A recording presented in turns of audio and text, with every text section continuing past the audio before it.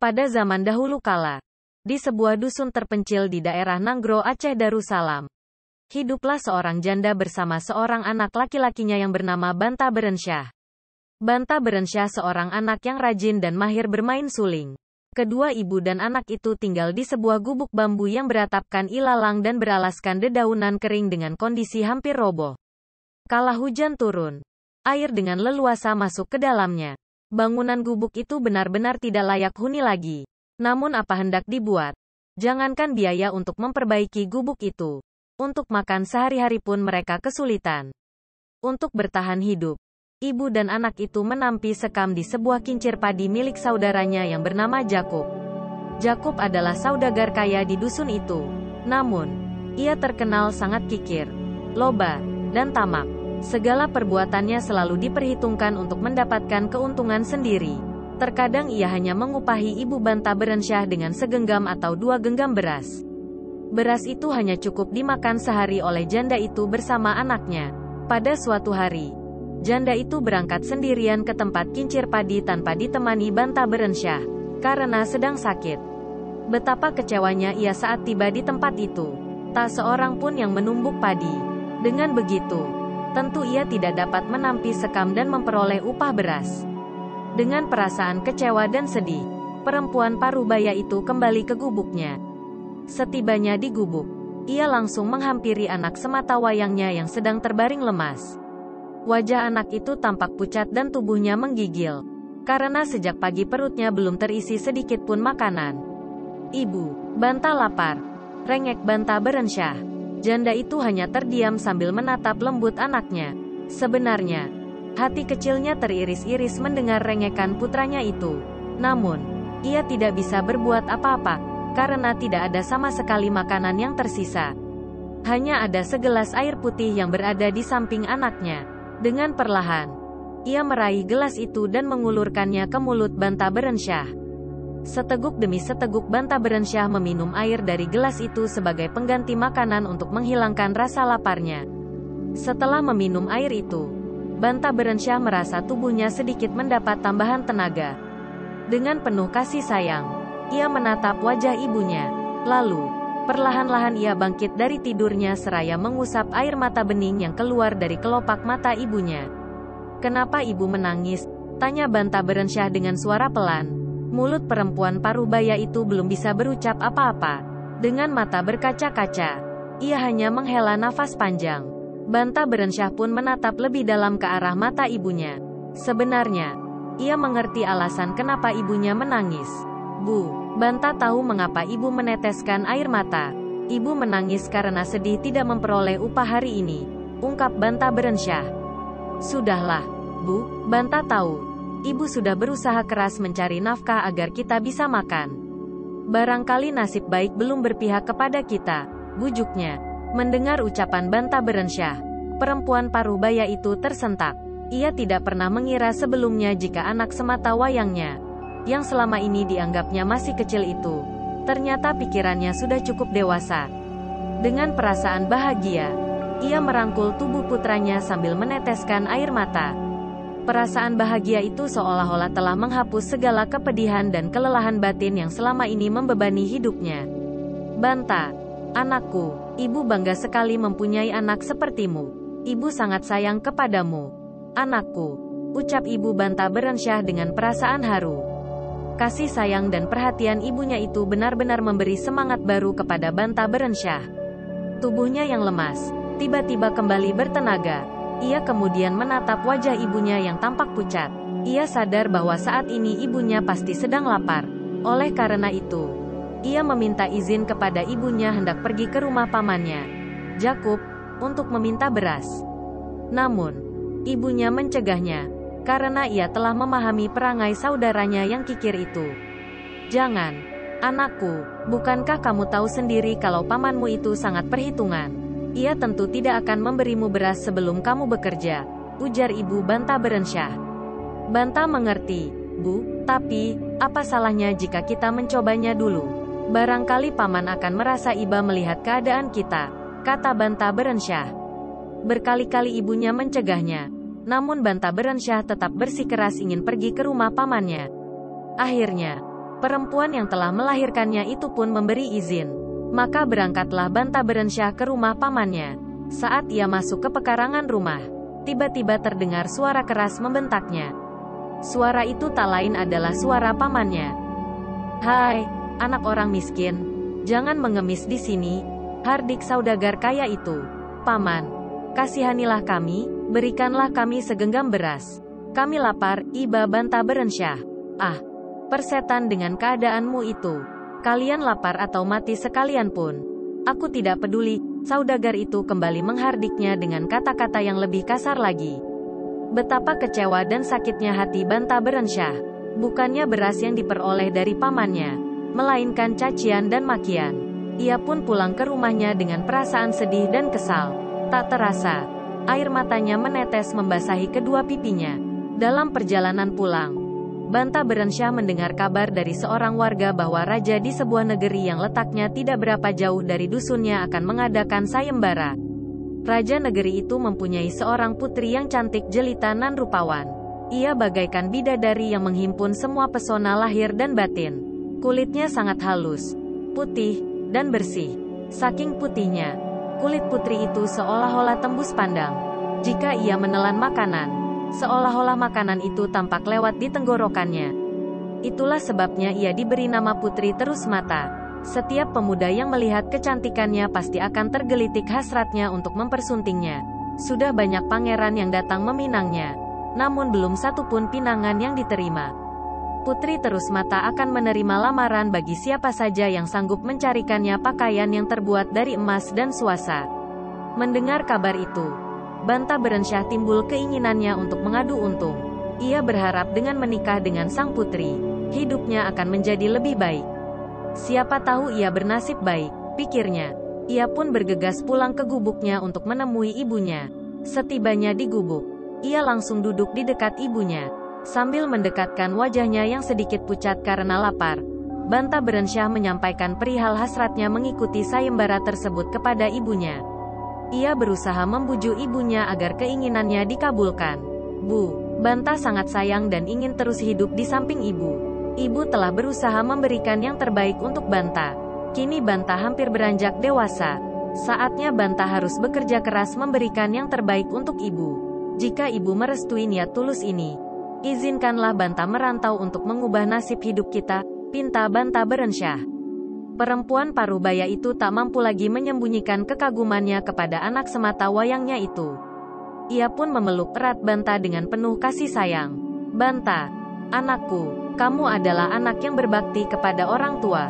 Jika itu sudah menjadi tekadmu, ibu mengizinkanmu walaupun dengan berat hati harus berpisah denganmu," kata perempuan parubaya itu. "Tapi, bagaimana kamu bisa merantau ke negeri lain, anakku? Apa bekalmu di perjalanan nanti?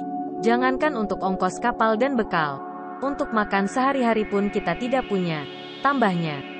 "Ibu tidak perlu memikirkan masalah itu. Cukup doa dan restu ibu menyertai Banta," kata Banta Berensyah. Setelah mendapat restu dari ibunya, Banta Berensyah pun pergi ke sebuah tempat yang sepi untuk memohon petunjuk kepada Tuhan Yang Maha Kuasa. Setelah semalam suntuk berdoa dengan penuh khusyuk, akhirnya ia pun mendapat petunjuk agar membawa sehelai daun talas dan suling miliknya ke perantauan. Daun talas itu akan ia gunakan untuk mengarungi laut luas menuju ke tempat yang akan ditujunya.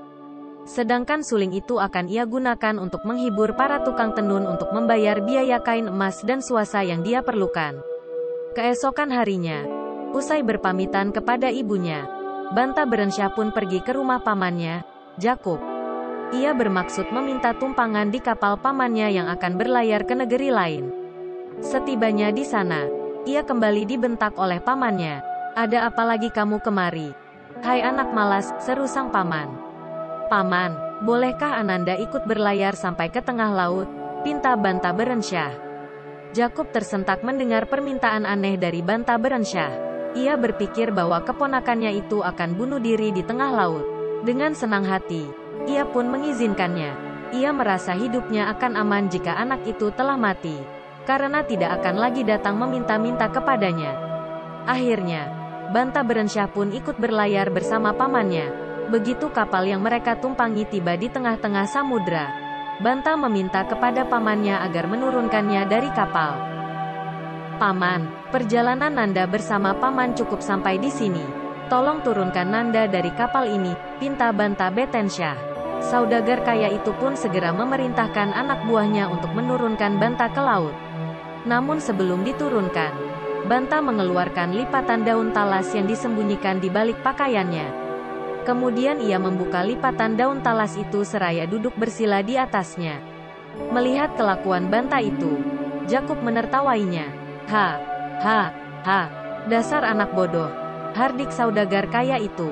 Pengawal, turunkan anak ini dari kapal, biarkan saja dia mati dimakan ikan besar, serunya. Namun, betapa terkejutnya saudagar kaya itu dan para anak buahnya setelah menurunkan Banta Berensyah ke laut. Ternyata, sehelai daun talas itu mampu menahan tubuh Banta Berensyah di atas air. Dengan bantuan angin, daun talas itu membawa Banta menuju ke arah barat, sedangkan pamannya berlayar menuju ke arah utara. Setelah berhari-hari terombang-ambing di atas daun talas dihempas gelombang samudra, Banta Berensyah tiba di sebuah pulau. Saat pertama kali menginjakan kaki di pulau itu, ia terkagum-kagum menyaksikan pemandangan yang sangat indah dan mempesona. Hampir di setiap halaman rumah penduduk terbentang kain tenunan dengan berbagai motif dan warna sedang dijemur.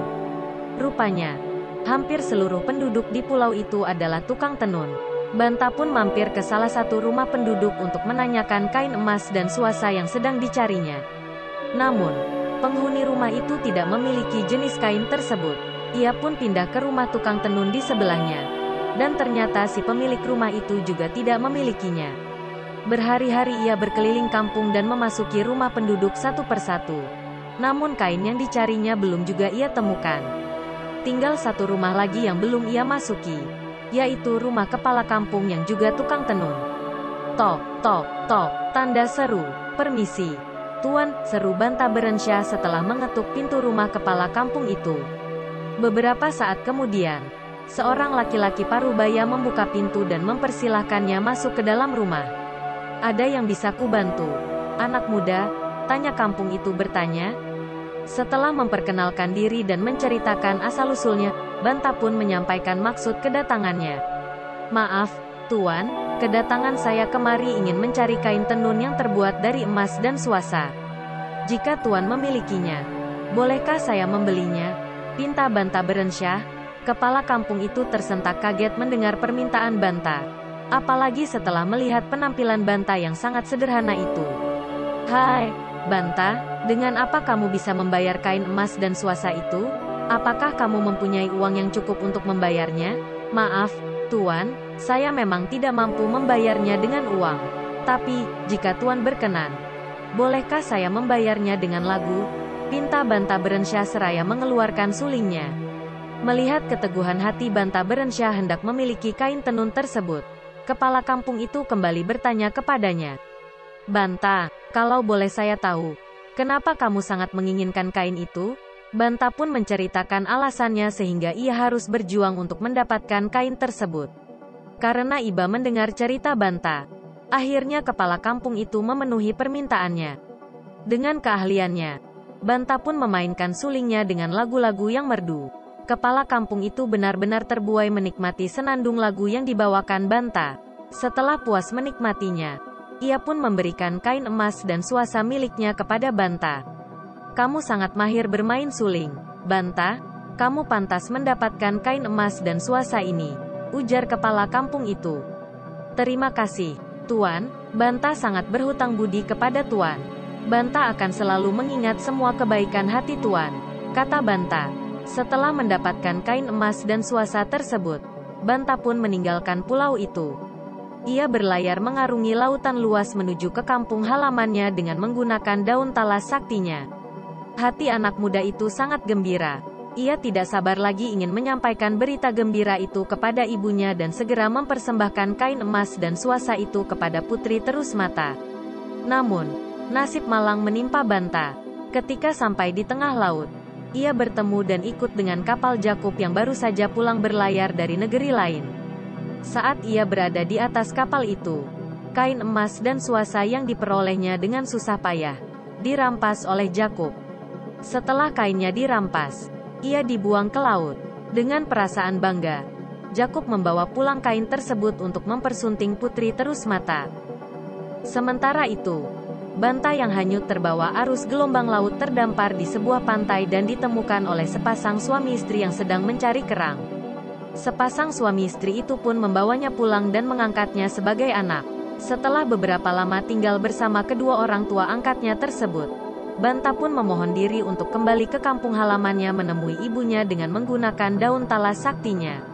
Setiba di gubuknya, ia pun disambut oleh ibunya dengan perasaan sukacita. Kemudian, Banta pun menceritakan semua kejadian yang telah dialaminya.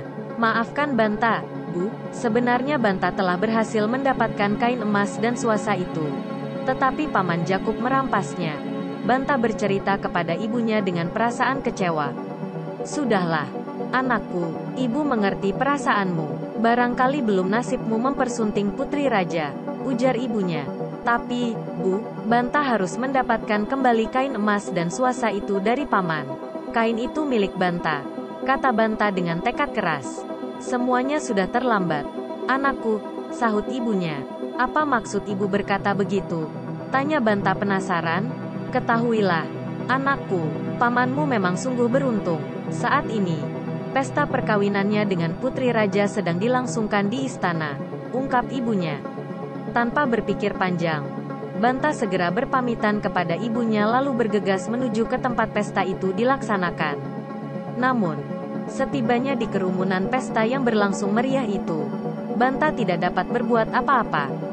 Ia tidak mempunyai bukti untuk menunjukkan kepada raja dan sang putri bahwa kain emas dan suasa yang dipersembahkan Jakub itu adalah miliknya.